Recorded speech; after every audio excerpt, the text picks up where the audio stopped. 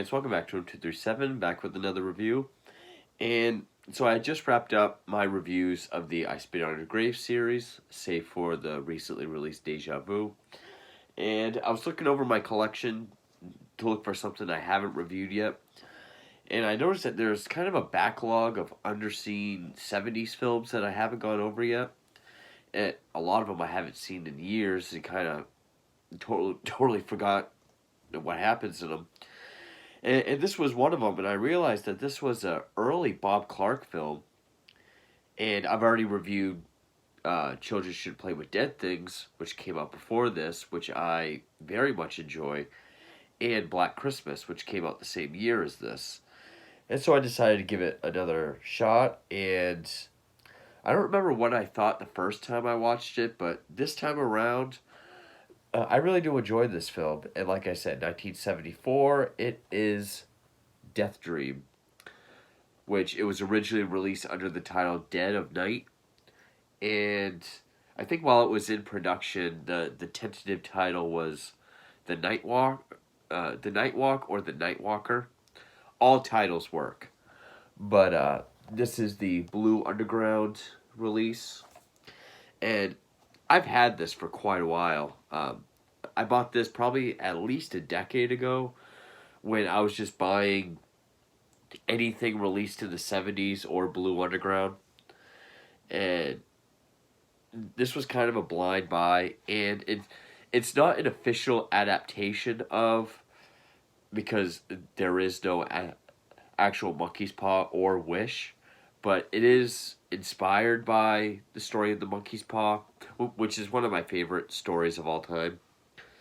But it does involve a son coming back from war, in this case Vietnam, and things aren't right. It's also a strange twist on the zombie film, and in some ways, I kind of liken it to George Romero's Martin, sort of like what this does for zombies is the same thing that Romero did for vampires with Martin. Whereas it is a zombie film in a post Night of the Living Dead world, but the way he goes about it is very different than what you would see in any other zombie film, similar to Romero's Martin. But this is also the debut of Tom Savini in his special effects, which I think Alan Ormsby also had a hand in the effects. I could be wrong. Ormsby wrote the film, as I think he did with the previous Children Should Play with Dead Things. I think he did the effects on that as well. But yeah, Tom Savini did this. This was his first film, and would go on to do also do Martin. But according to this, there's an audio commentary with Alan Ormsby, screenwriter and uncredited makeup artist. So yeah, I think Ormsby might have done like the facial makeup because it does look very similar to Children Should Play with Dead Things, and I think Savini did like the blood effects. But yeah, directed by Bob Clark. This was his third film. I know he did like a comedy. Then he did Children Should Play with Dead Things. Then this, then Black Christmas. They both came out the same year. And then he was pretty much known for comedies. I mean, Christmas Story, Porky's 1 and 2, the Baby Geniuses films. I would still say Black Christmas is my favorite of his, but Children Should Play with Dead Things would be second, then this. But all three of them I really do enjoy. And this was made for $300,000. So this shows just what they could have done with such a small amount of money. Same amount of money that Halloween was made for. But Richard Bacchus plays Andy, our lead, our Vietnam veteran that's come home and things are starts acting strange. John Marley, the guy with the horse head in his bed in Godfather, he was also in the early 70s giallo The Dead or Alive. He plays Andy's father in this, who starts to pick up on Andy's behavior and some of the weird things going on around town. Lynn Carlin plays his mother, who she did look familiar. Uh, I know I've had to have seen some stuff with her in it. Oh, I guess not. Could have swore I had. But anyway, uh, Anya Ormsby, who I believe is Alan's sister. I can't click on her name, but I'm pretty sure it's Alan Ormsby's sister. She plays Kathy, who's Andy's sister. And then Henderson Forsyth plays Dr. Allman. I know he was known for some soap operas. Oh, he was also in Species 2. But anyway, so it's a small cast, small budget, but it is a very... It's not just unique because of how it tackles the zombie genre, but like the way it's shot, it's that classic Bob Clark look where, there's even films I've compared to Black Christmas, like the POV shots that's kind of warped looking, kind of this weird, surreal POV. Doesn't quite have that, but it has a lot of these strange close-ups, like super close-ups, especially like people's mouths. I mean, there's one scene when Andy first comes home, and there's him, both his parents and his sister, sitting around the dinner table, and it's like that end of the conversation laugh, like ha ha ha, ah, ha ha. They all keep doing it, and every time one of them starts over again laughing, there's like this up close to their face or up close to their mouth, kind of like a tilted angle, and it just keeps going from person to person. But I do like Richard Bachus's performance as Andy. I mean, he's mostly pretty robotic. I mean, he's either sitting outside in a lawn chair, just completely, almost dead, or he's just sitting up in his bedroom in a rocking chair, just blank expression, not saying anything. When he does speak, it's very deadpan. Um, it doesn't really show how he comes back or how he's able to get back, because it opens up with Vietnam. There's like an explosion or something that kills him. And as he dies, he hears his mother's voice saying, Andy, you have to come home. You promised. And doesn't show how, which is kind of good because it kind of gets rid of... It's already, playing with your suspension of disbelief. Suspension of disbelief. So just cut right to the chase without any explanation actually works to this movie's favor. But he's picked up by a hitchhiker, and then the hitchhiker ends up dead. But even though his throat is slit, he's found with a mark in his arm, and the doctor and cop thinks maybe it was a guy on dope or whatever.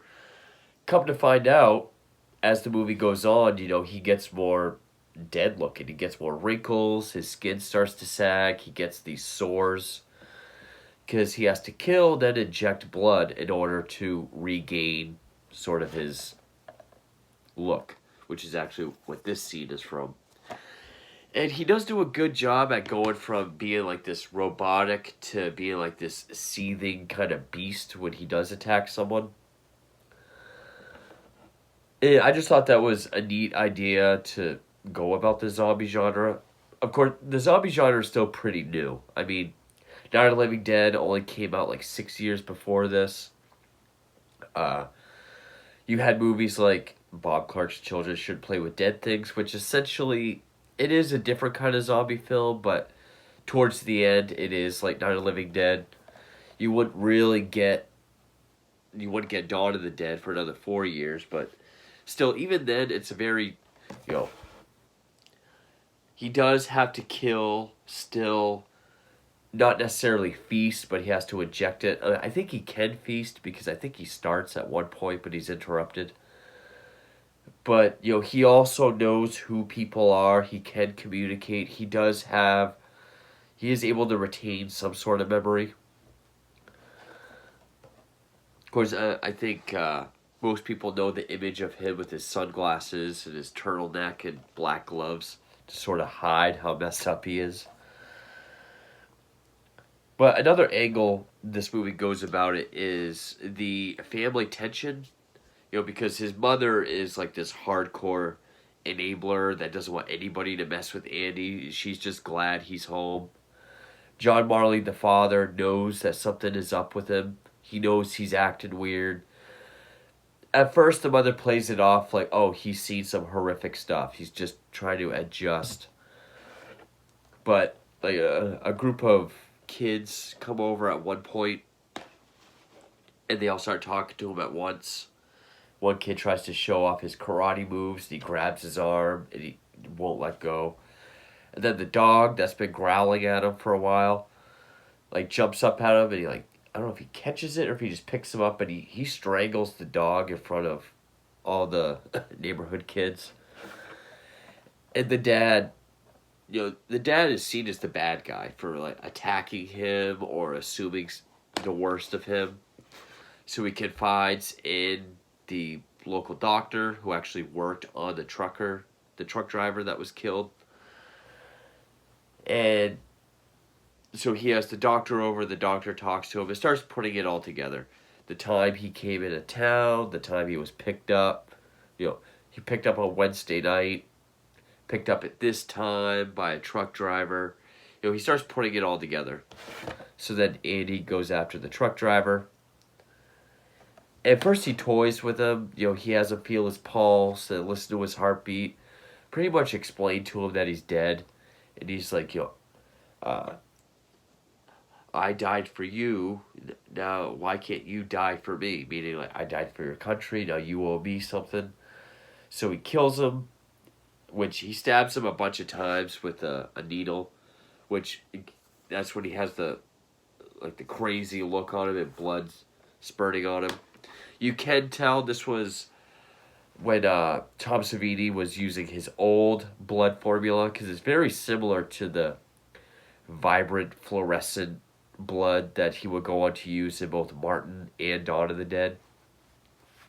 He later went on to say, I can't remember what film it was, but he learned that so many drops of green for so many gallons of red of blood will give you like the Friday the 13th look that he got. So this was before he got his official blood formula. But I really like that look, the vibrant, almost orange, pasty look for blood from the 70s. It just has character to it. Same with the facial makeup on Andy. I mean, there's a part where when he shoots up the blood, the camera does like this sort of overhead shot so that when he like lays his head against the counter, it's like close up of his face. But when he's getting the needle ready, like, he's wearing a button up. So like this looks like a zombie almost, or like dead and wrinkly, but like here's all normal, so you can see the seam of the makeup. But I've always found super low budget movies that have where you can see the seams of stuff like that. It has charm to it. It has character. I'll take stuff like that, or mistakes like that. I'll take that over CGI any day. That's why I like movies like Sleepaway Camp or Children Shouldn't Play with Dead Things, where you can see the faults in the makeup. You can see the budget, the low budget, but for me it just adds character. It makes it more fun. So next time we see him, he's perfectly fine.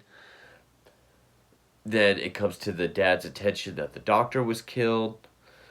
So I can't remember if the police bring him in or if he goes in. I think he goes into the police and tells them a bullshit story about things the doctor said to kind of throw them off the trail of Andy. But by then, the sister has already set up a double date with her boyfriend, Andy, and his high school sweetheart. And that's kind of where things start to go to hell. Because by this point, we know he has to go out at night to kill and get blood. And he's already starting to show a little bit by the beginning of the date, or before he goes out. That's why he wears those big sunglasses and gloves.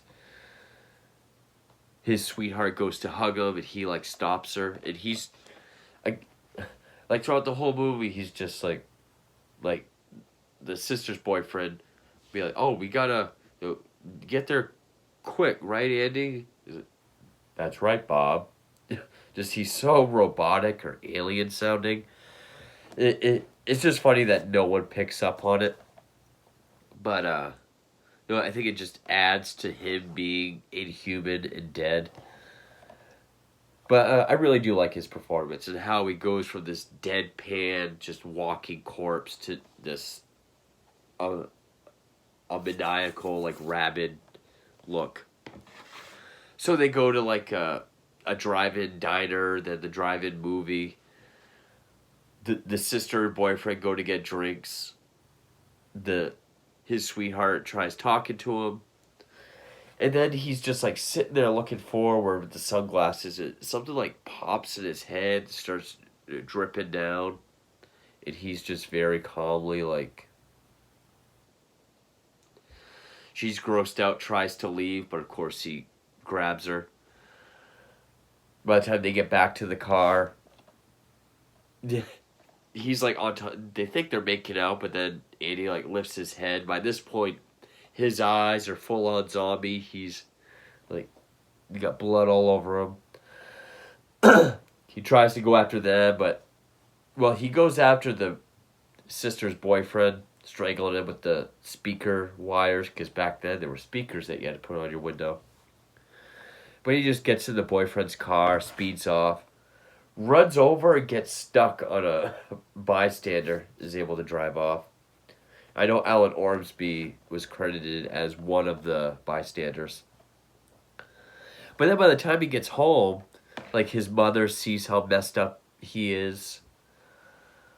Well, first, John Marley goes to tell her that he told the cops a BS story. And I think she's lost her mind already, because she sees on the news that the doctor's dead, the truck driver was dead, and puts all the clue, like, Wednesday this time, driving a soldier. But she's kind of acting like Barbara on Night of the Living Dead, just very, oh yes, well, we're going to have to drive him away. Like, out of it, just kind of agreeing. Like, that scene in Night of the Living Dead was like, oh, it's going to be another broadcast. It's 2:45. Or whatever time it was. So she talks about getting Andy together, driving him somewhere else, leaving the sister. But then Andy comes home and he's all messed up. She just guides him up to bed. He lets her. And then John Marley wants to kill him because he knows he's guilty. So he says, stand up and face me. He sees, this, like, well, first he's kind of, like, sunken and everything. But I think as it goes on, they try to make it look like an Evil Dead 2 poster. Like, it looks like his top gum, or top lip is, like, gone. It'll expose his teeth like a skeleton. Tip of his nose is rotted to look like a skeleton nose. And the dad just backs away in horror, goes to the next room, commits suicide. By then, the cops show up. But then the mom is trying to get Andy in the car, which I like how when they pull up, the cops are, like, freeze, and Andy just goes like this, and they shoot him like he knows he can't be killed. Which he does know, because when he talks to the doctor, he's like, no pulse, no heartbeat. But he has her go to the cemetery, which we've seen him go to a couple times. He goes to a cemetery at night. We see him scrawling something on a tombstone. They crash into the gate. He goes in. There's a shallow hole dug. He lays in it, half-heartedly tries to pull dirt on him. And he points to the tombstone. The mother sees that he scratched Andy Brooks, 1951 to 72. And then she holds his hand, and he just kind of, like... Which is another way to tackle the zombie idea. It's like, yeah, he died and came back, but it's like if he doesn't feed, he will die or starve to death. It's not like you'll just keep rotting and being undead forever. Of course, it was right at that moment. Call it convenient. I don't, but yeah, the cops show up and you her car explodes and she just says, Andy came home. Some boys never come home. Eh, Also, like when the dad, John Marley's trying to push her out of the way when he's got the gun on Andy, she even says, he's like, where's Catherine? And she even says, I don't care about Catherine. Like, she only cares about him. And she's just like a doting mother that's gone crazy. So it's an interesting way to tackle the zombie genre, along with just the family tension for like a situation like this, while going about it inspired by the monkey's paw. And for $300,000, I think they did a decent job. I mean, I love low budget movies anyway, especially for the 70s. I mean, I'm a big fan of Children Shouldn't Play with Dead Things, Bob Clark's film that came out before this. That's a little slower, takes a lot longer to get into it. But that's a movie where you can see the budget. I think was made for less money than this. But came out the same year as Black Christmas, and I actually wish Bob Clark kept going with horror movies. Uh, I, if he was on this streak, because I mean, he did like two zombie films, technically very different zombie films. Then he did the proto slasher. I would have loved to see what else Bob Clark could have done. Now, apparently, around 2008, there was going to be a remake of this, because of course there were. But I'm glad they didn't, because one, we don't need everything remade, but also very unique, different, strange films like this. Or, I don't know if they were ever going to remake Martin, but like that's another one that I mean. Just these very odd films that are very strange, unique, and not like anything else. There's no way you can remake it. And, you know, what really works for this film would be the low budget, the unique eye that Bob Clark had with the camera, the robotic to rabid performance of Richard Bacchus. Actually, all the performances were, for the budget and for the time, I think all the performances were very well done, especially John Marley. He's obviously the best actor of the bunch, but you know, I think Richard Bacchus did do a great job at just this undead, but knows how to survive and is trying to blend in. But yeah, very unique film, very unique for the zombie genre, very unique take on the monkey's paw. I'm not going to add this to the zombie playlist just because, even though it is a zombie film, as is Children Shouldn't Play with Dead Things, uh, the zombie playlist is for like what we all know to be zombies. This is a very different kind of film, but I really do enjoy it. It's a fun, different, low budget, very, very low budget, very underseen film for the early 70s. Also, the music. The music's probably not going to be credited. It might be on here. It reminded me of something else. I was going to make a point of it, but I can't remember what I was going to say. Carl Zitterer. It kind of has... Like, the music when we're in the house, is the family's house, is kind of like a... like drama, kind of swelling music that you would see in like a family drama. But yeah, it's got this strange vibe to it. It's a neat way to go about zombies. Again, could make a decent double feature with Martin. Zombies and vampires done in a very different way. But yeah, I would say this is very underseen. You don't really see a lot of people talking about this. And thank God for Blue Underground for taking movies like this and bringing them to the light. So, I don't have a clue what I'm going to review next. I'll go back to my backlog or check Hulu, see what I haven't done yet.